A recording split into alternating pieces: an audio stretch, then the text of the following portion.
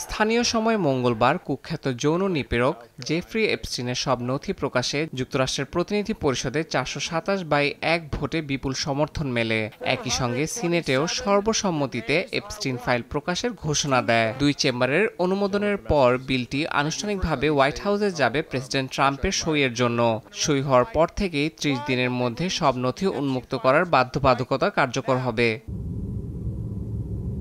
Senate majority leader জন থুন সিএনএনকে জানিয়েছেন, এর মাধ্যমে বহু বছর ধরে আটকে থাকা এপস্টিন তদন্তের অন্ধকার অধ্যায় উন্মোচনের প্রক্রিয়া সম্পন্ন হবে। নথিতে কার নাম আছে, কোন তথ্য সামনে আসবে, এ নিয়ে ওয়াশিংটনে চলছে তীব্র জল্পনা কল্পনা।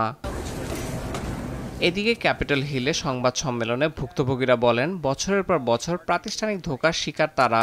এপস্টিন কিভাবে ক্ষমতাবান নেটওয়ার্কের আড়ালে সুরক্ষা পেয়েছেন সেটি প্রকাশ পাওয়াই এখন তাদের প্রধান দাবি।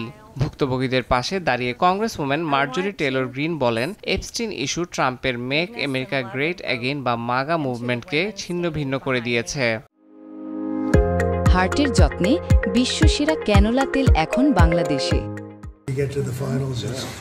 নিজ দলের সমর্থকদের প্রতি ট্রাম্পও বিলটির পক্ষে ভোট দিতে আহ্বান জানান।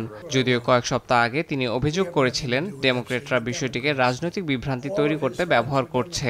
গত সপ্তাহে 20,000 পৃষ্ঠার নতুন নথি প্রকাশ পেয়েছে, যার কিছুতে ট্রাম্পের নামও উঠে আসে। ট্রাম্প অবশ্য বারবার জানিয়েছেন, অনেক বছর আগেই তিনি এপস্টিনের সঙ্গে সম্পর্ক ছিন্ন করেছেন এবং কোনো অপকর্মে তার সংশ্লিষ্টতা নেই। ইয়াসিন মোহাম্মদ জিসান, সময় সংবাদ।